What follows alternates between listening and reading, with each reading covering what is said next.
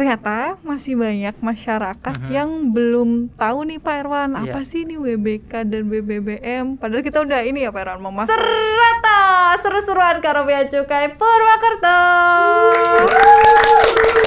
Assalamualaikum warahmatullahi wabarakatuh.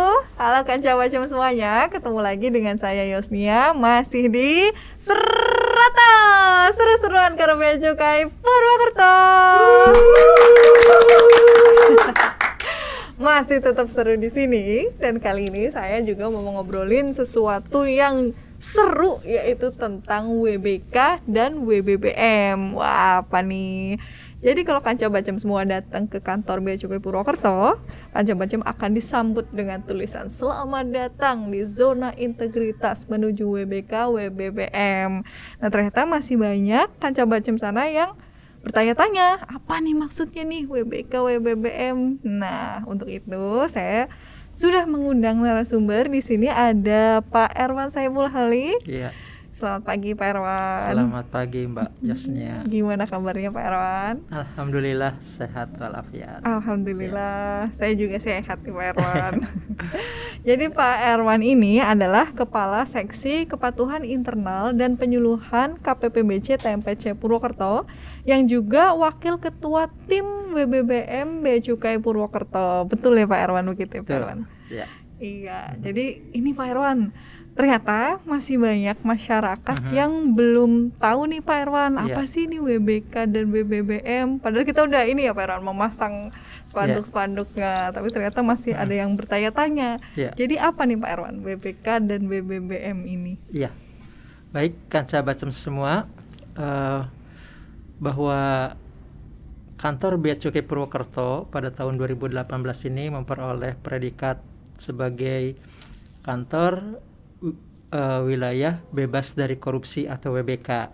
Oh, WBK itu wilayah WBK itu singkatan dari wilayah bebas dari korupsi. Nah, itu suatu predikat yang diberikan kepada suatu unit kerja ataupun suatu kawasan, yang dimana dalam kawasan tersebut terdiri dari beberapa kantor yang melaksanakan tugas dan fungsi masing-masing, tetapi semuanya berintegrasi memberikan pelayanan, di mana unit kerja ataupun kawasan tersebut sudah memenuhi sebagian besar kriteria untuk bisa memberikan pelayanan yang terbaik kepada masyarakat, juga terciptanya birokrasi ataupun aparatur yang bebas dari perbuatan korupsi, kolusi, dan nepotisme seperti itu. Oh, begitu.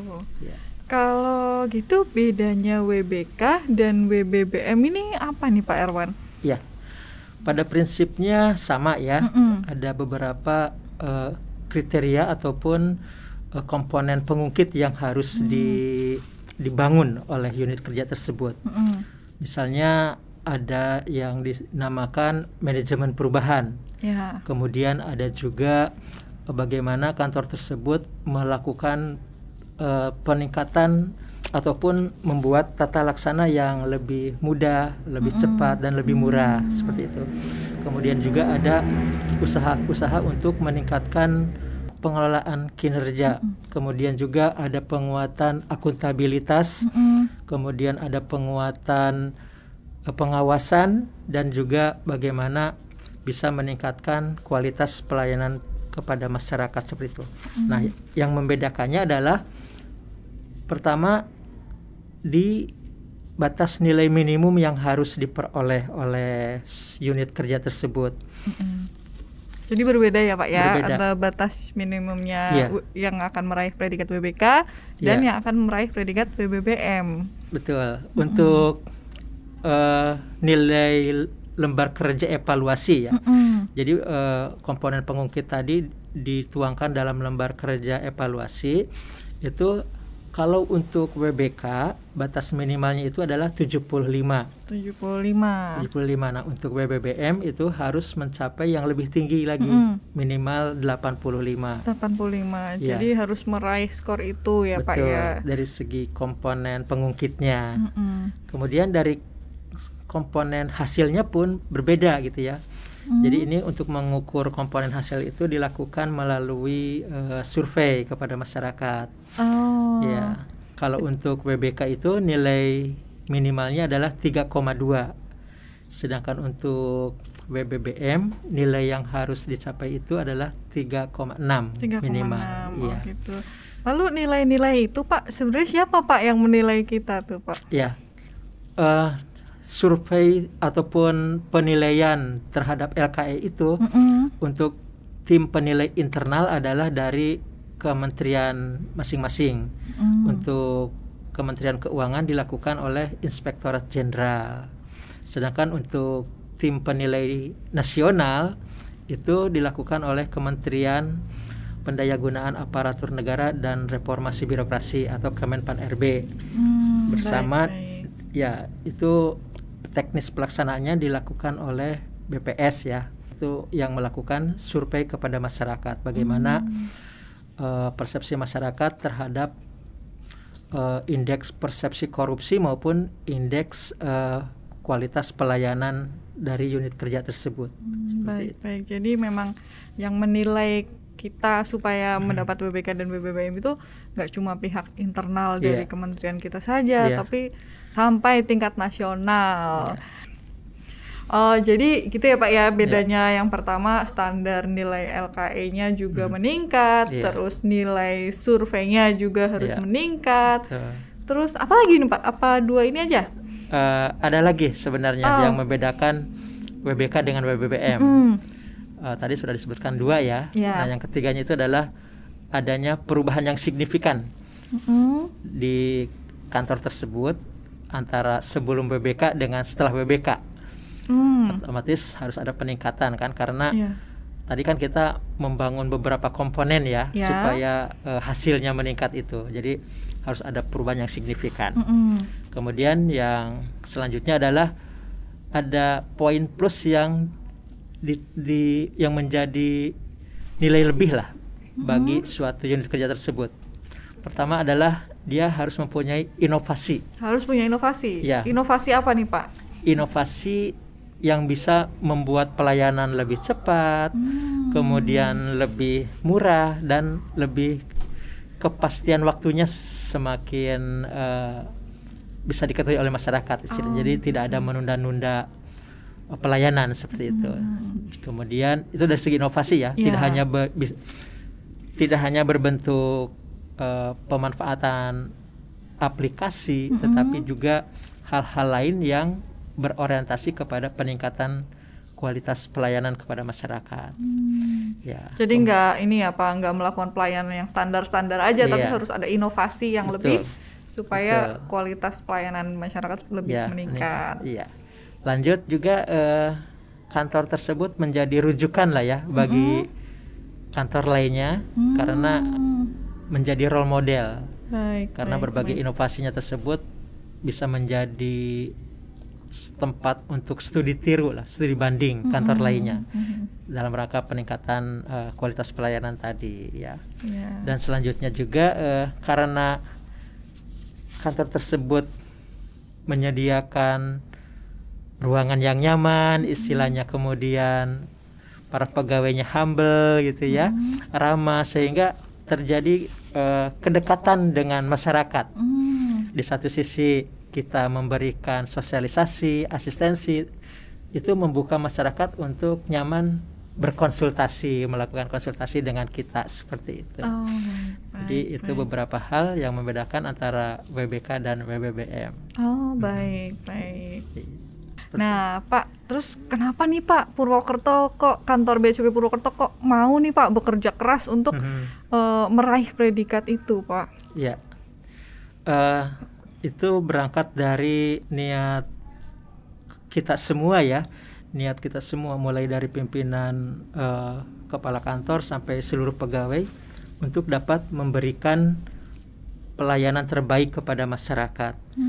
Nah itu tidak akan tercapai manakala dari kita sendiri belum bisa melaksanakan tugas dengan baik, dalam arti kita bekerja dengan penuh integritas ya, penuh integritas, penuh dedikasi, kemudian dari perilaku juga kita tidak melakukan perbuatan yang berindikasi korupsi, kolusi, dan nepotisme, sehingga kita bisa memberikan pelayanan terbaik kepada pengguna jasa seperti itu. Jadi kalau ditanyakan kenapa kita ingin memperoleh predikat tersebut, karena itu kita ingin secara organisasi ya, secara satuan kerja kita itu bisa memberikan pelayanan terbaik kepada masyarakat, dengan terlebih dahulu tentunya kita bisa bekerja dengan berintegritas seperti itu.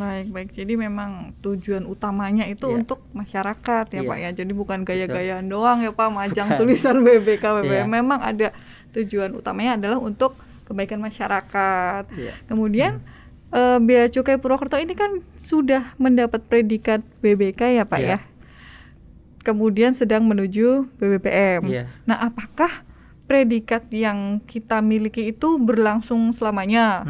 Atau ada jangka waktu tertentu atau seperti apa nih Pak? Kaca Bacem perlu ketahui juga bahwa predikat WBK ataupun WBBM yang melekat pada suatu unit kerja itu tidak berlaku selamanya Mbak Oi. Oh gitu. Ya, tetapi suatu waktu bisa dicabut oleh Kementerian PAN-RB ya dalam hal ini, bila mana terdapat hal-hal yang bertentangan dengan indikator ataupun kriteria suatu unit kerja itu memperoleh WBK atau WBBM seperti itu. Bila mana ada pelanggaran lah istilahnya, bisa saja dari pengaduan masyarakat, ada pegawai yang melakukan korupsi misalnya, ataupun menerima gratifikasi semacam itu. Nah itu oleh tim penilai, dalam hal ini oleh Kementerian PAN, akan dilakukan validasi ke lapangan. Bila terbukti ya status ataupun predikat tersebut dicabut. Bisa dicabut. Dan baru bisa mengajukan kembali itu setelah 2 tahun. Oh begitu. Oh begitu. Jadi nggak serta-merta begitu dapat predikat itu terus selamanya enggak ya Pak ya? Tidak. Jadi memang ada kegiatan monitoring dan evaluasi juga dari Kementerian PAN. Jadi selain bisa meraih juga harus konsisten mempertahankan predikat itu ya Pak ya. Lalu dengan adanya predikat WBK WBBM ini apa sih Pak dampaknya kepada masyarakat gitu? Apa yang akan mereka rasakan bila kantor itu mendapat 2 predikat ini?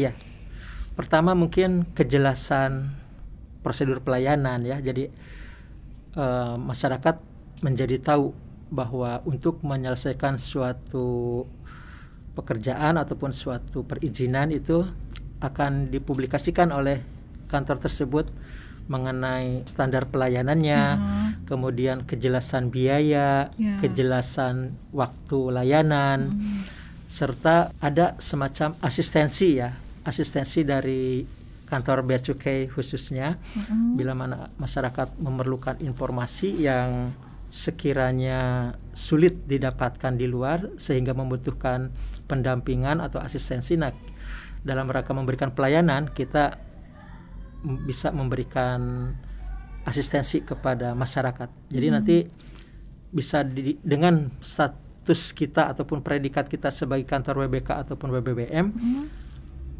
kualitas pelayanan kepada masyarakat akan meningkat. Sehingga jelas biayanya, jelas prosedurnya, jelas jangka waktu pelayanannya seperti itu. Dan tidak ada pungutan liar seperti itu. Semua layanan tidak dipungut biaya. Baik. Jadi memang akan langsung terasa ya Pak ya oleh masyarakat, mulai dari kejelasannya dan biayanya dan pelayanannya, kualitas pelayanannya ya Pak ya. Serta juga ini, kita ketika setelah mendapatkan predikat tadi itu kan tidak ujug-ujug mendapatkan predikat ya, tetapi ada beberapa hal yang harus kita bangun. Oh gitu, apa tuh Pak? Dari segi sumber daya manusianya. Nah kita senantiasa melakukan upaya peningkatan kompetensi para pegawai. Hanya para pegawai aja Pak atau? Ya, kepada pengguna jasa pun kita berikan kelas fasilitas kalau di kita ya. Jadi kepada para pengguna jasa kawasan berikat ataupun pengguna fasilitas kita IKM maupun kepada para pengusaha barang kena cukai, Itu dalam rangka meningkatkan kompetensi mereka juga kita adakan kelas fasilitas untuk asistensi. Ya. Di samping itu juga kita mengoptimalkan pemanfaatan teknologi informasi sehingga diharapkan frekuensi tatap muka ya antara pengguna jasa dengan para pejabat itu bisa diminimalisir seperti itu. Jadi ini Pak, penggunaan aplikasi-aplikasi yang mendukung pelayanan ya Pak ya. Serta untuk kenyamanan pengguna jasa, kita melakukan revitalisasi gedung beserta sarananya. Bagaimana kita memperluas lahan parkir, membuat lebih nyaman ruang tunggu. Betul. Seperti itu. Iya betul, itu penting juga tuh Pak. Kalau kita ke kantor pemerintahan terus panas, sumpek juga nggak nyaman kita ya Pak ya. Jadi kenyamanan pengguna jasa juga ini menjadi prioritas ya Pak ya. Betul. Terus untuk meraih ini predikat WBK yang sudah kita dapatkan dan akan menuju WBBM ini, apa saja sih Pak yang sudah Bea Cukai Purwokerto lakukan? Ya, seperti disampaikan tadi bahwa untuk mewujudkan kantor WBK maupun WBBM itu ada dua komponen ya, kita istilahkan ada komponen pengungkit dan komponen hasil. Baik. Nah, yang dinilai itu kan nanti di samping komponen pengungkitnya juga dilakukan pengukuran melalui survei atas komponen hasilnya. Kalau komponen hasil itu adalah terciptanya suatu unit kerja yang bebas dari korupsi, kolusi, dan nepotisme. Kemudian dari segi pelayanan publiknya pun terjadi peningkatan kualitas ya. Nah, dua hal tersebut tidak akan tercapai manakala komponen pengungkitnya tidak kita bangun. Nah, komponen pengungkitnya itu seperti disampaikan tadi terdiri dari bagaimana kita melakukan manajemen perubahan. Karena merubah budaya organisasi itu kan sulit ya, merubah mental kerja pegawai. Nah, kita harus melakukan harus di-manage lah perubahan-perubahan tersebut, baik budaya kerja maupun paradigma para pegawai yang selama ini mungkin dilayani sekarang harus berubah menjadi melayani seperti itu. Jadi bagaimana kita melakukan memanage perubahan tersebut. Kemudian dari segi tata laksana kita manfaatkan seoptimal mungkin aplikasi-aplikasi sehingga pelayanan lebih cepat, lebih murah, dan lebih terbuka lah istilahnya seperti itu. Udah nggak manual-manual lagi ya Pak ya? Iya, seperti itu. Di samping juga masalah bagaimana akuntabilitas kinerja kita diukur, dinilai sehingga setiap pegawai kinerjanya bisa diketahui oleh atasannya hal istilahnya seperti itu. Sudah ada ini ya pengukuran yang jelas atas kinerja pegawainya ya. Iya, kemudian terkait dengan penguatan pengawasan juga. Penguatan pengawasan terhadap para pegawai ya, kinerja para pegawai, karena tidak hanya diukur kinerjanya tetapi juga diukur bagaimana tingkat kepatuhan, tingkat disiplin seperti itu. Dan yang tidak kalah pentingnya adalah perbaikan sarana prasarana untuk kenyamanan pengguna jasa tadi seperti itu. Iya Pak. Terus dengar-dengar ini juga ya Pak ya, nggak cuma pegawai aja, nggak cuma pegawai inti tapi juga seluruh yang ada di kantor itu ya Pak ya. Mungkin kita bisa bercermin dari hal-hal kecil. Misalnya para petugas keamanan PKD bagaimana mereka kita didik ataupun kita latih untuk menyambut tamu dengan sebaik-baiknya, kemudian memandu para tamu ketemu dengan siapa, sampai nanti sekembalinya keluar dari lingkungan kantor kita, mereka harus memandu sampai bisa keluar dengan nyaman seperti itu. Dan itu jangan sampai ada pemberian tip juga kepada para petugas itu. Jadi mulai dari kepala kantor sampai dengan petugas kebersihan, petugas keamanan, semua no tipping ya. Iya. Berarti nggak cuma kita yang ada di dalam instansi ini, tapi juga semua komponen yang ada di kantor ini benar-benar ditingkatkan kualitas pelayanannya ya Pak ya. Iya. Benar-benar. Terus terakhir nih Pak, apa nih Pak peran serta masyarakat atau bantuan yang bisa dilakukan masyarakat supaya kita bisa menjaga predikat WBK ini dan bisa meraih predikat WBBM ini? Pertanyaan bagus nih Mbak Oi, bahwa kami di Bea Cukai ya, di Bea Cukai kantor Bea Cukai Purwokerto ini tidak berdiri sendiri untuk mewujudkan kantor yang dengan predikat WBK, WBBM nanti insya Allah ya. Ini juga perlu dukungan dari seluruh masyarakat, baik itu para pengguna jasa maupun instansi yang terkait lainnya yang bersinergi dengan kita seperti itu. Nah, konkretnya seperti apa ya, bersama-sama kita saling mengingatkan untuk senantiasa menjunjung tinggi nilai-nilai integritas ya. Kalau bagi pengguna jasa mungkin tidak memberikan gratifikasi yang berpotensi menimbulkan terjadi konflik kepentingan ya dengan petugas seperti itu. Nah, untuk masyarakat juga bisa menyampaikan laporan bila mana menemukan para pejabat kita yang berperilaku tidak baik, melanggar nilai-nilai integritas maupun nilai-nilai kedisiplinan. Itu bisa menyampaikan pengaduan ke aplikasi SIPUMA ya, aplikasi pengaduan masyarakat, baik yang ada di medsos-medsos kita mungkin ya, sudah di-share kepada masyarakat umum seperti itu. Menggunakan medsos kita. Betul, iya. Dan juga peran serta masyarakat dalam mewujudkan WBK dan mempertahankan WBK dan dalam rangka meraih WBBM tadi adalah memberikan semacam kritik untuk hal-hal yang sekiranya masih perlu kita tingkatkan kualitas pelayanan kita kepada masyarakat seperti itu. Karena kalau orang istilahnya kalau bercermin baru ketahuan muka kita seperti apa. Kita jadikan masyarakat sebagai cermin kita. Benar. Jadi dengan masyarakat tidak memberikan apa-apa gitu ya Pak. Jadi kalau misalnya datang ke kantor nggak usah bawa kue, nggak usah bawa apa-apa. Itu justru sebagai bentuk dukungan kepada kita ya Pak ya. Juga penyampaian kritik, saran dan mungkin kalau komplain misalnya ini AC-nya kurang dingin atau apa, tinggal sampaikan aja karena itu kami sangat berterima kasih dengan adanya kritik dan saran itu ya Pak ya.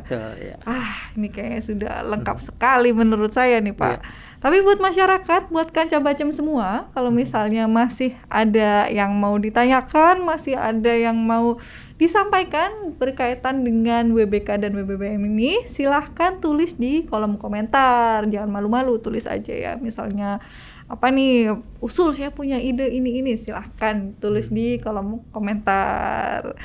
Baik Pak Herman, terima kasih sekali waktunya, sudah menyempatkan waktunya di acara Astroto ini. Buat Kanca Bacem semuanya, jangan lupa juga subscribe, like, dan share video ini supaya semakin banyak masyarakat di luar sana yang mendapatkan informasi sepenting ini. Sampai jumpa di episode berikutnya, masih di Serata, seru-seruan Karo Bea Cukai Purwokerto.